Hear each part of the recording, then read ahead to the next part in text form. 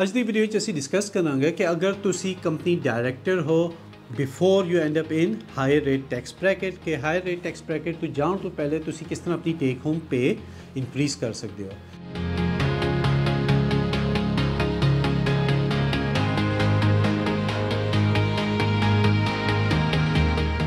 ਇਸ ਤੋਂ ਪਹਿਲੇ ਕਿ ਅਸੀਂ ਜਾਈਏ ਰਿਮੈਂਬਰ ਇਹ ਵੀਡੀਓ ਦੋ ਪਾਰਟ ਵਿੱਚ ਹੋਏਗੀ। ਪਹਿਲਾ ਪਾਰਟ ਅਸੀਂ ਡਿਸਕਸ ਕਰਾਂਗੇ ਕਿ ਤੁਸੀਂ ਆਪਣੀ ਜ਼ਾਤੀ ਤੌਰ ਤੇ ਆਪਣੀ ਇਨਕਮ किस तरह इंक्रीज़ करोगे तो मिनिमम टैक्स लीगली पे करोगे।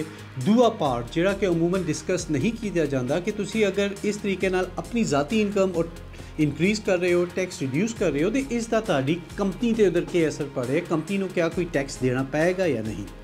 तो दूसरा पार्ट भी इतना ही इंपॉर्टेंट है जितना कि पहला part. We start off with first part कि तुसी अपनी टेक होम इनकम किस तरह इंक्रीज़ कर सकते हो कि तुहानू मिनिमम टैक्स देना पै जाए। याद रखो कि पहला 12,570 पाउंड या जिहड़ा है वो पर्सनल अलाउंस है, उस ते तुहानू कोई टैक्स नहीं पैना। तो तुहाडी कंपनी तो अगर तुसी सैलरी लैंदे हो, तनख्वाह लैंदे हो, माहाना तनख्वाह लैंदे हो तो पूरे साल की 12,500 पाउंड बनती है, उस ते तुहानू कोई टैक्स नहीं पैगा। और क्योंकि कंपनी तुहानू सैलरी दे रही है एज अ डायरैक्टर तुसी सैलरी लै सकते हो।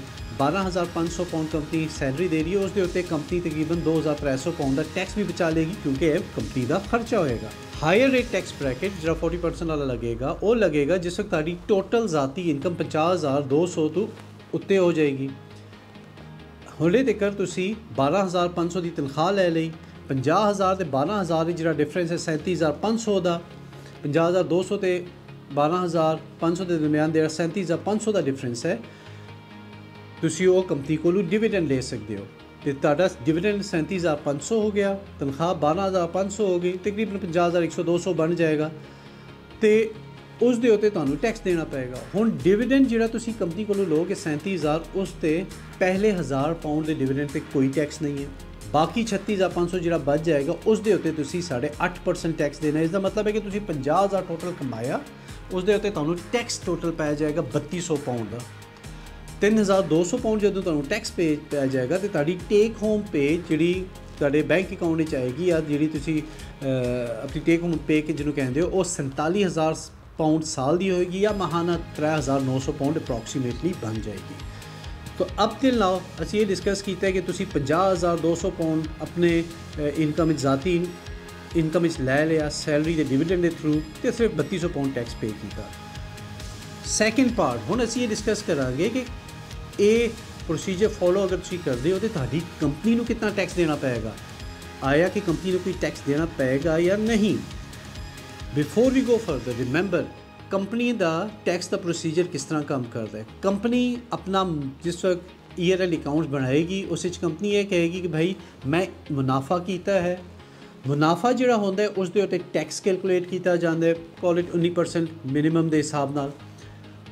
मुनाफे चो टैक्स कट्टन तो बाद जिहड़ा पैसा बचेगा वो कंपनी तुहानू डिविडेंड दे सकती है। इसका मतलब है कि कंपनी अगर तुहानू 37,500 पाउंड डिविडेंड दे रही है तो कंपनी ने पहले मुनाफा तकरीबन 46,500 या 47,000 तक मुनाफा होएगा कंपनी का मिनिमम, उस दे उत्ते कंपनी टैक्स देगी 8,800 पाउंड का तो बाकी जिहड़ा 37,000 बचेगा वो उस विचों तुहानू डिविडेंड दे सकेगी। तो 37,000 डिविडेंड तो 12,000 तनख्वाह लैण की वजह नाल कंपनी नूं जिहड़ा टैक्स देना पेगा वो 8,500 का है ना। ये वो पार्ट है, ये वो सैक्शन है कि जिहड़ा अमूमन डिस्कस नहीं किया जाता क्योंकि तुसी अगर इन सिंगल डायरैक्टर कंपनी हो तो कंपनी का cash flow and taxes is as important for you as your personal taxes are.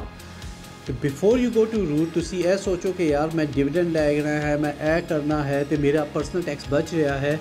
Make sure you do understand कि कंपनी के उत्ते इसकी टैक्स की इंप्लीकेशन होगी। अगर तुहानू इस बारे मज़ीद मालूमात हैल्प या असिस्टेंट चाहिए तो तुसी साडे ऑफिसेस को कॉन्टैक्ट कर सकते हो तो साडे कोलीग्स तुहाडी मदद वास्ते हैल्प वास्ते मौजूद हैं। शुक्रिया।